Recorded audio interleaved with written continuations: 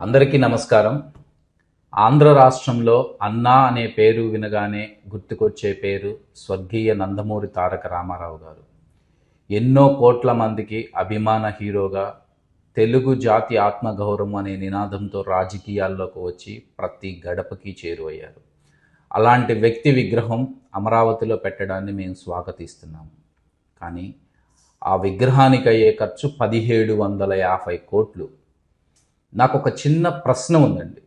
ముందుగా ఈ వీడియో ఒక్కసారి మీరు వినండి. దీనిలో నారా చంద్రబాబు నాయుడు గారు ప్రపంచంలోనే ద బెస్ట్ అంబేద్కర్ గారి విగ్రహం తయారు చేయటానికి 125 అడుగుల విగ్రహం తయారు చేయటానికి 100 కోట్లు ఖర్చు అవుతుంది అని ఆ రోజు తెలిపారు.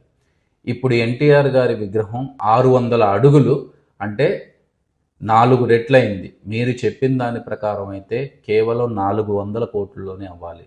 లేదు ఖర్చులు పెరిగాయి అనుకున్న 800 కోట్లలో అయిపోవాలి. కానీ 1750 కోట్లు మీరు ఎందుకు ఖర్చు చేయబోతున్నారు?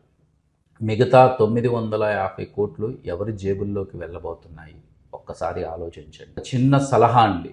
ఎన్నో కోట్ల మందికి ఉపయోగపడేటటువంటి మెడికల్ కాలేజీలనే పీపీపీ విధానంలో ప్రైవేటైజేషన్ చేయాలని చూస్తున్న మీరు ఈ విగ్రహ నిర్మాణాన్ని కూడా ఒక పీపీపీ మోడల్లో ఏదో ఒక ప్రైవేట్ సంస్థకి ఎందుకు ఇవ్వకూడదో ఒక్కసారి ఆలోచించండి. ఎన్టీఆర్ గారి విగ్రహాన్ని ఎట్టి పరిస్థితుల్లో అమరావతిలో మీరు స్థాపించాలి. ఆ రోజు ఎవరైతే అన్నగారి మీద చెప్పులు వేశారో వాళ్ళందరూ అక్కడికి వచ్చి, ఉన్న వాళ్ళందరూ అక్కడికి వచ్చి పాలాభిషేకం చేసి వాళ్ళ పాపాన్ని సగమన్నా తగ్గించుకోవాలని కోరుకుంటున్నాను.